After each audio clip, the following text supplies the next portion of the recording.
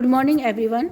बच्चों, हमने पिछली क्लास में वैज्ञानिक पद्धति का क्या अर्थ है, क्या आशय है और इसके प्रमुख चरण क्या हैं, इसके बारे में अध्ययन किया था। और जैसा कि मैंने आपको बताया कि राजनीतिक विज्ञान को एक व्यवस्थित ज्ञान या व्यवस्थित तर्कसंगत विज्ञान बनाने के लिए वैज्ञानिक पद्धति का समावेश इसमें किया गया।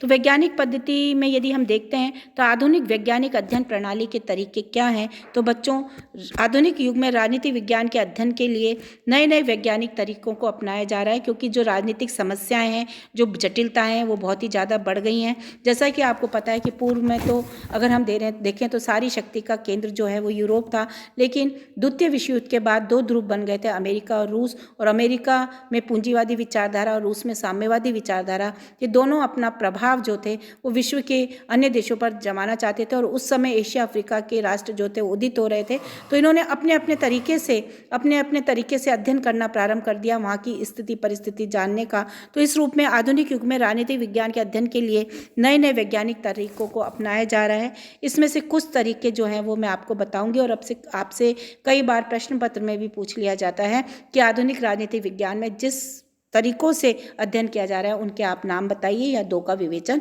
कीजिए। तो आपको इस बारे में पूरी जानकारी होनी चाहिए। तो पहला जैसे हम देखते हैं सर्वेक्षण प्रणाली। सर्वेक्षण प्रणाली को जब हम देखते हैं तो बच्चों, इस प्रणाली के अंतर्गत किसी क्षेत्र विशेष के निवासियों के बारे में अध्ययन किया जाता है, उससे संबंधित तथ्यों को एकत्रित किया जाता है और उन तथ्यों के आधार पर निष्कर्ष निकाला जाता है। जैसे किसी हम बस्ती में चले गए, यदि हम मान लीजिए आर्थिक स्तर की जानकारी करनी है किसी क्षेत्र विशेष के संदर्भ में, तो वहाँ जाएंगे, वहाँ सर्वे करेंगे, सर्वेक्षण करेंगे, उसके आधार पर उनसे तथ्य लेंगे और उसके आधार पर निष्कर्षों का प्रतिपादन करेंगे या संपादन करेंगे। दूसरा है केस प्रणाली। इस केस प्रणाली की जब हम बात करते हैं बच्चों, तो इसमें अध्ययन की इकाई बहुत ही छोटी होती है, बृहत नहीं होती। तो जो लघु अध्ययन है वो उसके आधार पर किए जाते हैं, लेकिन ये अध्ययन जो है बहुत ही गहन और बहुत ही विस्तृत अध्ययन होते हैं। तो इस तरीके से केस प्रणाली का प्रयोग किया जाता है। तीसरा है प्रश्नावली।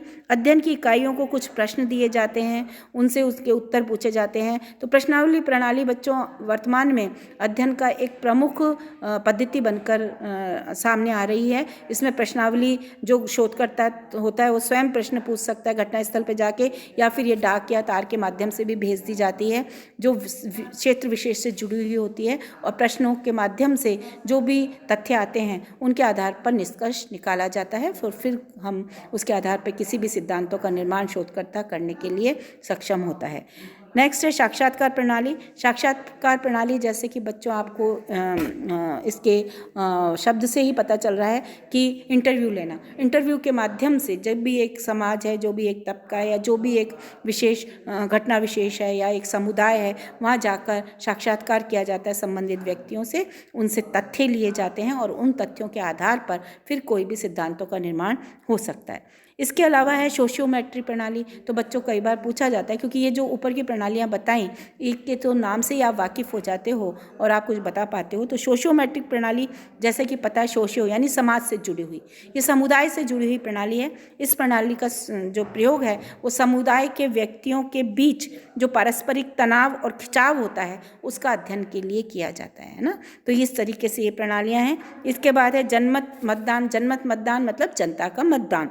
किसी भी समस्या पर जनता के विचारों को, भावनाओं को, विश्वासों को जानने के लिए जनमत किया जाता है। जैसे कि आप स्विट्जरलैंड देखेंगे, स्विट्जरलैंड में तो जनतंत्र है, प्रत्यक्ष प्रजातंत्र है, क्योंकि वहाँ जनता की भागीदारी प्रत्यक्ष रूप से है राजनीतिक व्यवस्था में। तो जनमत मतदान वही होता है कि किसी भी विषय पर जनता जो है अपनी ओपिनियन रखती है, अपने विचार देती है और बताती है कि क्या सही है, क्या गलत है। तो उस तरीके से ये एक प्रणाली है। नेक्स्ट है अंकशास्त्रीय प्रणाली।